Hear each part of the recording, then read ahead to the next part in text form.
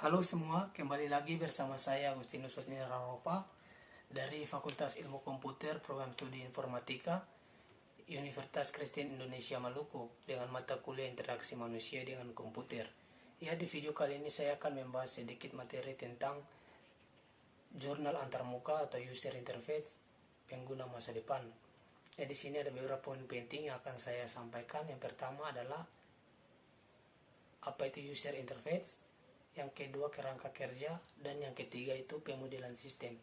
Ya, kita masuk pada poin yang pertama, yaitu apa itu user interface. Antarmuka pengguna atau user interface disingkat UI merupakan bentuk tampilan grafik yang menghubungkan langsung dengan pengguna atau user.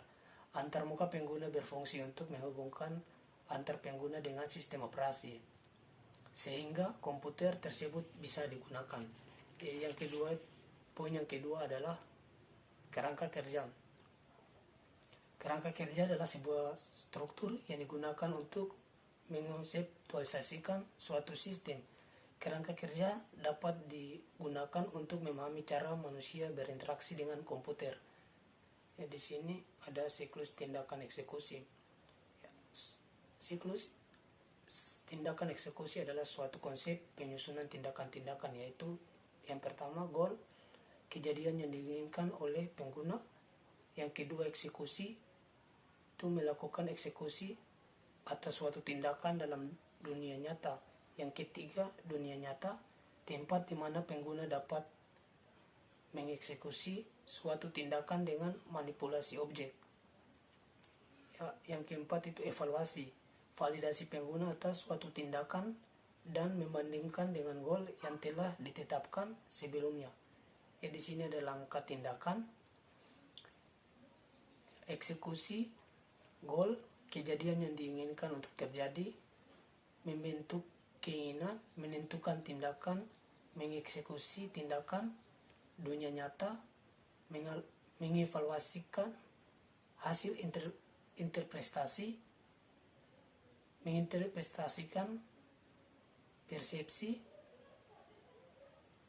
terus memahami status dunia nyata, dan terakhir adalah evaluasi. Ya, di sini ada jarak pemisah eksekusi. Jarak pemisah eksekusi adalah perbedaan antara keinginan pengguna dengan apa yang dapat dilakukan oleh sebuah sistem, atau seberapa jauh sistem tersebut dapat mendukung tindakan yang akan dilakukan oleh pengguna itu sendiri. Ya, ada juga jarak pemisah evaluasi. Di sini sistem fisik, jarak pemisah evaluasi, goal pengguna, jarak pemisah eksekusi. Selanjutnya ada kerangka kerja interaksi.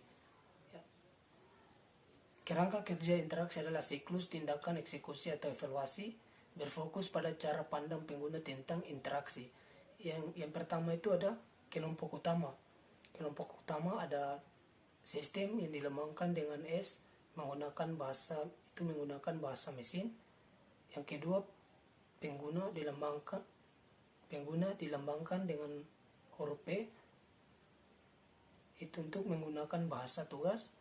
Yang ketiga, masukan dilambangkan dengan M, itu menggunakan bahasa masukan.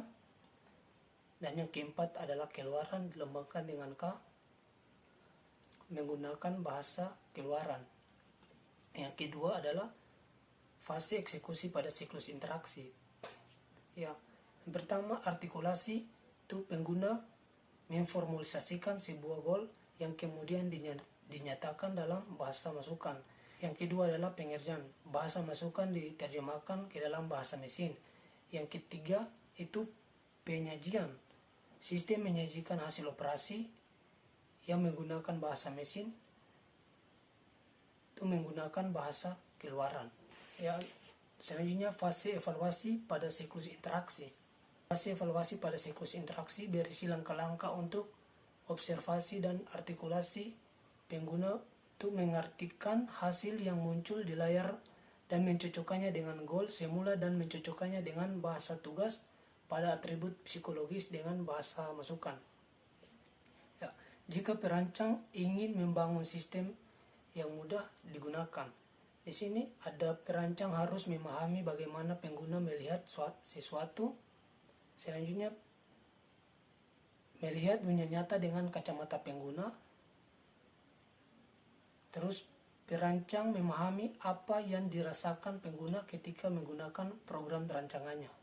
Ya, untuk itu, perancang harus memahami bagaimana manusia mengatasi kompleksitas suatu lingkungan kerja secara teknis.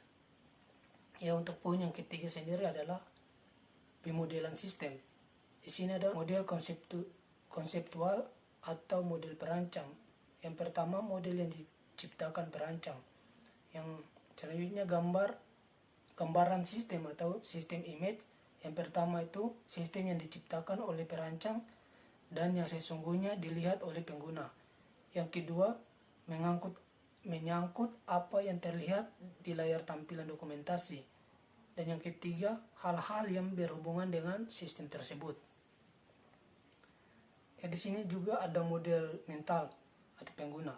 Yang pertama, model yang diciptakan oleh pengguna ketika pengguna berinteraksi dengan suatu sistem. Yang kedua, model mental tidak akan pernah terbentuk jika seseorang tidak pernah menggunakan sistem.